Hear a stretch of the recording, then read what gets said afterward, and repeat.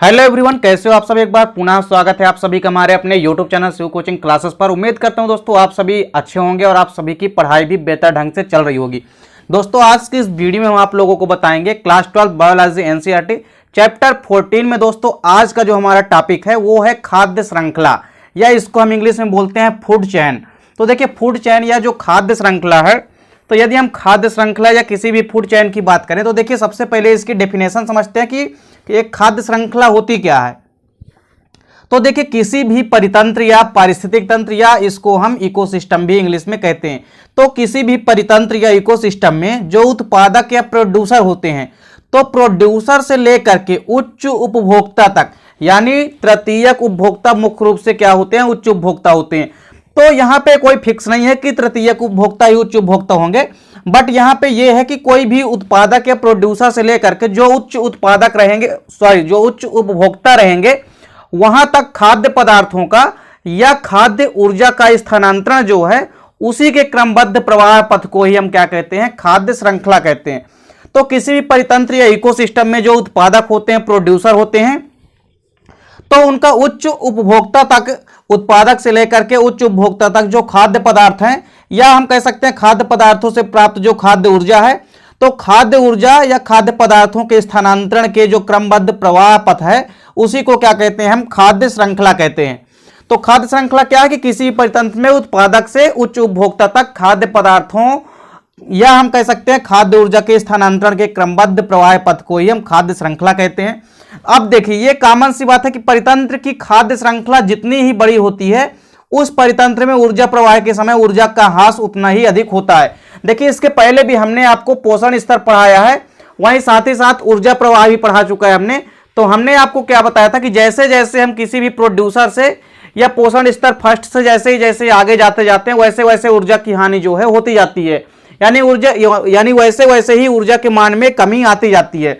तो इस प्रकार से एक परितंत्र की लंबाई जितनी ज्यादा रहेगी तो ऊर्जा हानि उतनी ही ज्यादा होगी।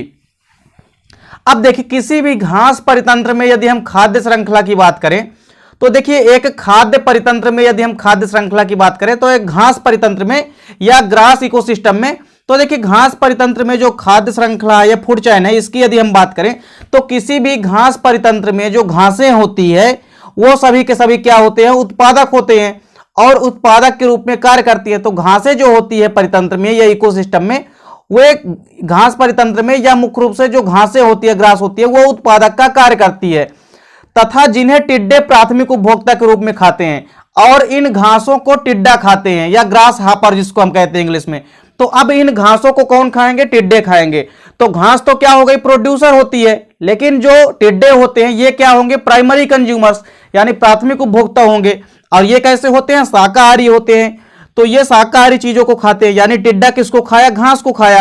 अब देखिए इन टिड्डों को मेढक खाता है। अब टिड्डों को भी किसने खाया, मेढक खाया। तो मेढक यहां पे क्या हो गया, द्वितीयक उपभोक्ता हो गया या सेकेंडरी कंज्यूमर्स हो गया। तथा मेढक जो है द्वितीयक उपभोक्ता होता है, और मेढक को सांप खाते हैं, तो मेढक को स्नेक या सांप खा लेते हैं। इस प्रकार से सांप जो होता है वो तृतीयक उपभोक्ता कहला गया। अब आगे देखिए क्या होता है कि जो सांप है उसको कौन खाता है, मोर खाते हैं। तो मोर यहां पे क्या हो गए, चतुर्थ उपभोक्ता कहलाते हैं। तो मोर यहां पे क्या है, चतुर्थ उपभोक्ता कहलाते हैं। और इस प्रकार से ये एक सीधी श्रृंखला का निर्माण करते हैं। तो मुख्य रूप से इस प्रकार का जो खाद्य है, यानी मुख्य रूप से जो प्रोड्यूसर से लेकर के जो खाद्य का प्रवाह है, एक क्रम में, एक क्रमबद्ध श्रृंखला के रूप में जो प्रवाह है वही क्या है, खाद्य श्रृंखला है। तो किसी भी घास परितंत्र में आपने देखा कि जो खाद्य श्रृंखला होती है उसमें क्या होता है कि घासें जो होती है वो क्या होती है, मुख्य रूप से उत्पादक का काम करती है, यानी उत्पादक या प्रोड्यूसर का काम करती है। वहीं फिर उसके बाद क्रमशः टिड्डे, मेढक, सांप, मोर ये प्राथमिक, द्वितीयक, तृतीयक और चतुर्थ उपभोक्ता की तरह कार्य करते हैं, और इस प्रकार से इनकी पोषण स्तर का क्रम जो है वो बढ़ता जाता है। अब यहां पे समझिए कि एक घास परितंत्र में यदि खाद्य श्रृंखला की बात करें तो देखिए सबसे पहले बेसिकली क्या है कि जो सन होता है या जो सनलाइट है, सूर्य का जो प्रकाश है, तो सूर्य ऊर्जा ही सबसे पहले क्या होती है, ऊर्जा का प्रमुख स्रोत क्या होता है, सूर्य ही होता है। अब सूर्य से जो ऊर्जा प्राप्त किए कौन, हरे पौधे या घासें प्राप्त किए। तो जो हरी घासें होती वो चूंकि हरे पौधे हैं, तो हरी घासें जो है या घास जो है या हरे पौधे जो हैं ये उत्पादक का काम करते हैं, और ये जो है ये पोषण स्तर फर्स्ट कहलाते हैं। तो ये देखिए घासें हैं कई सारी। अब जब घासों को किससे प्रकाश प्राप्त हुआ? सूर्य से, यानी सनलाइट की जो एनर्जी मिली, तो उसमें से ये अपने आप में भोजन को संग्रहित करेंगे बना के। फिर इन हरे पौधों को या हरी घासों को कौन खाएंगे? अब आगे चल के टिड्डे खाते हैं। तो टिड्डा खाता है या ग्रास हापर खाता है, जो कि प्राथमिक उपभोक्ता कहलाता है। और इस प्रकार से ये जो है ये द्वितीयक पोषण स्तर कहलाता है। वहीं जो मेढक हो गया, मेढक क्या होता है यहाँ पे? द्वितीयक पोषण स्तर, सॉरी मेढक यहाँ पे क्या होता है? द्वितीयक उपभोक्ता है, लेकिन पोषण स्तर कैसा है इसका? तृतीयक पोषण स्तर है। अब इसके बाद मेढक को फिर किसने खाया? मेढक को खाया सांप ने। तो सांप जो है चतुर्थ पोषक स्तर कहला गया, और सांप यहाँ पे क्या होता है? तृतीयक उपभोक्ता होता है। अब सांप को मोर खाया तो मोर कहला गया चतुर्थ उपभोक्ता। और यदि पोषण स्तर की बात करें हम तो T5, यानी कि ये 5वें पोषण स्तर है। तो इस प्रकार से किसी भी परितंत्र या पारिस्थितिक तंत्र में जो खाद्य परितंत्र में खाद्य जाल का निर्माण होता है, या खाद्य श्रृंखला का, सॉरी, तो खाद्य श्रृंखला का या फूड चैन का जो निर्माण है वो इस प्रकार से होता है किसी भी खाद्य परितंत्र में खाद्य श्रृंखला का निर्माण। तो सबसे पहले सनलाइट या सूर्य का प्रकाश जो होता है यही सबसे पहले ऊर्जा का प्रमुख स्रोत होता है, जिसको हरे पौधे एब्जॉर्ब करके एनर्जी अवशोषित करके रखते हैं। इसके बाद फिर ये एनर्जी जाती है टिड्डों में, इसको हरे पौधों को टिड्डे खाते हैं या ग्रास हापर खाते हैं, ग्रास हापर को फिर मेढक, मेढक को सांप और सांप को मोर। तो इस प्रकार से उत्पादक से लेकर के ये उच्च उपभोक्ताओं तक ये श्रृंखला जो बनती है क्रमबद्ध, यही क्या है? खाद्य श्रृंखला है। अब इसके बाद हम एक और एग्जाम्पल देखते हैं। अब यदि हम किसी भी वन परितंत्र में खाद्य श्रृंखला की बात करें तो किसी भी वन परितंत्र में जो पादप होते हैं या पेड़ पौधे हैं ये प्रमुख रूप से उत्पादक का काम करेंगे। अब पेड़ पौधों को कौन खाएगा? हिरण खाती है। तो हिरण जो है, हिरण खाएगी पेड़ पौधों को, तो उत्पादक को ये खाएगी। तो हिरण क्या होती है? शाकाहारी होती है, क्योंकि प्राथमिक उपभोक्ता के अंतर्गत आती है, और प्राथमिक उपभोक्ता सभी के सभी शाकाहारी होते हैं। और इसके बाद जो हिरण है उसको कौन खाएगा? भेड़िया खाएगा। तो भेड़िया जो खाएगा हिरण को, तो भेड़िया क्या कहलाते हैं? मांसाहारी जीव है, और यह द्वितीयक उपभोक्ता कहलाता है। द्वितीयक उपभोक्ता प्राथमिक उपभोक्ताओं को खाते हैं, यानी शाकाहारी जीवों को खाते हैं। वहीं शेर जो है ये खाएगा किसको? फिर भेड़िया को खाएगा, और शेर क्या कहलाता है? तृतीयक उपभोक्ता कहलाता है। तो इस प्रकार से वन परितंत्र में भी जो खाद्य श्रृंखला है वो बन सकती है या इनका निर्माण होता है। तो जो प्राथमिक यहाँ पे मुख्य रूप से जो उत्पादक या प्रोड्यूसर होते हैं वो प्राथमिक पोषण स्तर कहलाएंगे। उसके बाद जो हिरण है वो द्वितीयक पोषण स्तर, फिर इसके बाद भेड़िया तृतीयक पोषण स्तर, और फिर शेर अंतिम में चतुर्थ पोषण स्तर कहलाएगा। तो इस प्रकार से एक खाद्य श्रृंखला के एग्जाम्पल हैं कई सारे जिनको आपको तैयार करना है। खाद्य श्रृंखला पेपर के पॉइंट ऑफ व्यू से काफी इंपॉर्टेंट क्वेश्चन है, क्योंकि यह पेपर में अक्सर आता है।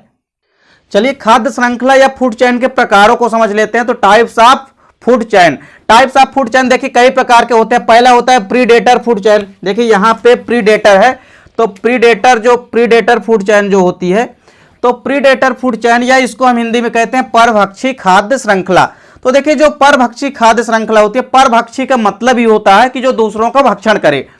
तो चूंकि इस प्रकार की जो श्रृंखला होती है या इस प्रकार की खाद्य श्रृंखला जो है यह सौर ऊर्जा पर आधारित होती है। किस पर? सोलर एनर्जी पर। यानी सबसे पहले ऊर्जा का स्रोत कौन सा होता है? सोलर एनर्जी या सूर्य होता है।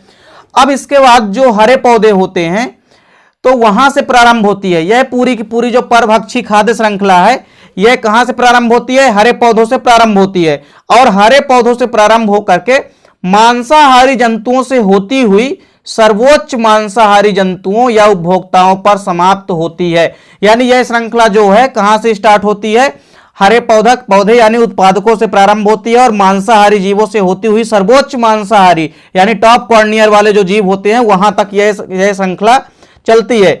तो इस प्रकार से यह श्रृंखला जो है कहां से स्टार्ट होती है? हरे पौधों से स्टार्ट होती है और सर्वोच्च मांसाहारी जंतुओं पर जाकर के समाप्त हो जाती है। अतः यह छोटे जीवों से प्रारंभ होकर बड़े जीवों पर समाप्त हो जाती है। हम यह भी कह सकते हैं कि जो परभक्षी खाद्य श्रृंखला होती है इसमें जीव जो हैं छोटी श्रृंखला से स्टार्ट होकर के बड़े जीवों पर समाप्त हो जाते हैं। इसका एग्जाम्पल यदि हम समझें तो देखिए एक घास स्थलीय खाद्य श्रृंखला को यदि हम देखें तो किसी भी घास की यदि स्थलीय श्रृंखला है, खाद्य श्रृंखला है, तो उसमें सबसे पहले जो घास होती है वो तो किसका काम करती है? उत्पादक के प्रोड्यूसर का। तो ये तो क्या हो गई भैया? यहाँ पे ये हो गई प्राथमिक खाद्य श्रृंखला। अब इस खाद्य श्रृंखला के क्रम में देखिए आगे जब बढ़ेगा तो घासों को कौन खाएंगे? खरगोश खाता है, रैबिट खाता है। और खरगोश क्या होता है? प्राथमिक उपभोक्ता, यानी कि खरगोश जो है तो शाकाहारी होता है। अब खरगोश खाया घास को, अब खरगोश को कौन खाएगा? लोमड़ी। तो लोमड़ी कहलाते हैं द्वितीयक उपभोक्ता। लोमड़ी को खाएगा शेर, शेर कहलाएगा तृतीयक उपभोक्ता, या इसको हम शीर्षस्थ उपभोक्ता भी कहते हैं। तो इस प्रकार से किसी भी खाद्य स्थलीय खाद्य श्रृंखला में आप समझ सकते हैं कि जो परभक्षी खाद्य श्रृंखला होती है वो किसी भी उत्पादक यानी घास के उत्पादक तो उत्पादक से प्रारंभ होती है और सर्वोच्च मांसाहारी यानी तृतीयक जो उपभोक्ता के जंतु होते हैं ये सर्वोच्च मांसाहारी होते हैं जैसे शेर वगैरह, तो इनमें जाकर के ये प्रक्रिया जो है समाप्त हो जाती है। यह परभक्षी खाद्य श्रृंखला जो है इसका समापन हो जाता है कहां जाकर के, सर्वोच्च मांसाहारी जीवों पर जाकर के। और वहीं पोषण स्तर देखेंगे तो प्राथमिक पोषण स्तर, द्वितीयक पोषण स्तर हो जाएगा, इसके बाद द्वितीयक उपभोक्ता जो है तृतीयक पोषण स्तर और तृतीयक उपभोक्ता जो है चतुर्थ पोषण स्तर का निर्माण करते हैं। अब अगला प्रकार है खाद्य श्रृंखला का कि परजीवी खाद्य श्रृंखला, इसको इंग्लिश में हम बोलते हैं पैरासिटिक फूड चेन। तो देखिए परजीवी खाद्य श्रृंखला क्या होती है कि वह श्रृंखला बड़े जीवों से प्रारंभ होकर के छोटे जीवों पर समाप्त हो जाती है। यानी एक ऐसी खाद्य श्रृंखला जो कि बड़े जीवों से प्रारंभ होती है और छोटे जीवों पर जाकर के समाप्त हो जाती है या परजीवियों पर जाकर के समाप्त हो जाती है, ऐसी श्रृंखला को हम परजीवी या पैरासिटिक फूड चेन कहते हैं। चलिए इसका एग्जाम्पल यदि समझे तो देखिए कोई भी मान लीजिए जो पौधों की जड़ें होती है तो जड़ों से स्टार्ट जैसे मान लीजिए श्रृंखला हुई जो कि मुख्य रूप से उत्पादक का काम करेगी। इसके बाद जो निमिटोड होते हैं, पेड़ में संरचना पाई जाती है निमिटोड। अब इस निमिटोड से होते हुए जो है यह प्रक्रिया जाकर के जीवाणुओं में समाप्त हो जाती है। तो जड़ें चूंकि बड़ी होती है तो यह प्रक्रिया बड़े जीवों से स्टार्ट होती है और छोटे जीवों में जाकर के बैक्टीरिया जो है तो सूक्ष्म जीव होता है और यह क्रिया बैक्टीरिया या जीवाणु पर जाकर के समाप्त हो जाती है। उसी प्रकार एक और एग्जाम्पल इसका कि जैसे वृक्ष हो गया, ये जो है तो प्राथमिक पोषण स्तर कहलाएगा, या हम ये भी मान सकते हैं कि ये प्रोड्यूसर या उत्पादक कहलाएगा। और प्रोड्यूसर या उत्पादक से फिर इसको पक्षियां खाएंगी जो कि छोटी होती है पौधों से। तो मुख्य रूप से जो पौधे होते हैं बड़े वृक्ष होते हैं, अब उनसे जो पत्तियां खाएंगी पक्षियां खाएंगे उन वृक्ष से अपने उत्पादक जो है तो ग्रहण करेंगे। फिर उसके बाद जो पक्षियां होंगी उनको कौन खाएंगे, जो परजीवी होते हैं वो। तो इस प्रकार से ये जो परजीवी खाद्य श्रृंखला होती है बड़े जीवों से प्रारंभ होती है और ये कहां जाके रुकती है, ये छोटे जीवों पर जाकर के समाप्त हो जाती है। एक आखिरी है मृतोपजीवी खाद्य श्रृंखला। देखिए जैसा कि नाम से ही स्पष्ट है कि मृतोपजीवी खाद्य श्रृंखला, यानी इसको इंग्लिश में बोलते हैं सैप्रोफाइटिक फूड चेन। अब चूंकि नाम ही है मृतोपजीवी खाद्य श्रृंखला, यानी यह श्रृंखला जो है मृत जीवों से स्टार्ट होगी।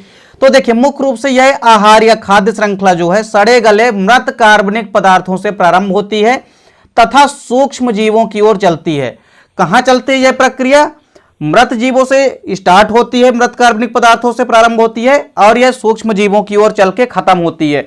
तो देखिए यदि इसका एग्जाम्पल हम देखें तो कोई भी जो मृत मैंग्रोव पौधे की जो पत्तियां होती है, तो मैंग्रोव पौधे की जो पत्तियां होती है वो मृत है चूंकि। अब इन चूंकि मृत मैंग्रोव पौधों की पत्तियों को कौन खाते हैं, जीवाणु या कवक जो इनका भक्षण करते हैं। अब कवक या जीवाणु जो है चूंकि सूक्ष्म जीव होते हैं, अब इनसे भी सूक्ष्म जीव जो मोलस्कन होते हैं, केकड़े, क्रस्टेशियन, इनके लार्वा जो होते हैं ये जो है इनका भक्षण करते हैं। तो इस प्रकार से जो मृतोपजीवी खाद्य श्रृंखला होती है इसमें जो कोई भी जीव है तो मृत कार्बनिक पदार्थ होता है जहां से ये श्रृंखला प्रारंभ होती है और मुख्यतः ये श्रृंखला धीरे धीरे कहां जाके समाप्त होती है, सूक्ष्म जीवों की ओर समाप्त होती जाती है या छोटे जीवों की ओर समाप्त होती है। तो इस प्रकार दोस्तों उम्मीद करता हूं कि वीडियो आपको पसंद आई होगी। दोस्तों यदि खाद्य श्रृंखला आप अच्छे से तैयार कर लेते हैं तो कोई ना कोई क्वेश्चन खाद्य श्रृंखला से आपसे बनता है, चाहे वो खाद्य श्रृंखला खाद्य जाल में आपसे अंतर पूछ दे, चाहे वो आपसे खाद्य जाल के बारे में विस्तृत पूछ दे। तो खाद्य जाल तथा इसके प्रकार उम्मीद करता हूं आपको समझ में आ गया होगा। और प्रीवियस में हमने चैप्टर 14 के कई सारे वीडियो अपलोड कर चुके हैं, यदि आपने नहीं देखा तो आप प्लेलिस्ट में जाकर के देख सकते हैं। उम्मीद करता हूं दोस्तों वीडियो अच्छी लगी होगी। दोस्तों वीडियो अच्छी लगे तो लाइक और कमेंट कीजिएगा, साथ ही साथ दोस्तों के बीच शेयर कीजिएगा। मिलते हैं दोस्तों नेक्स्ट वीडियो में, तब तक के लिए जय हिंद, वंदे मातरम।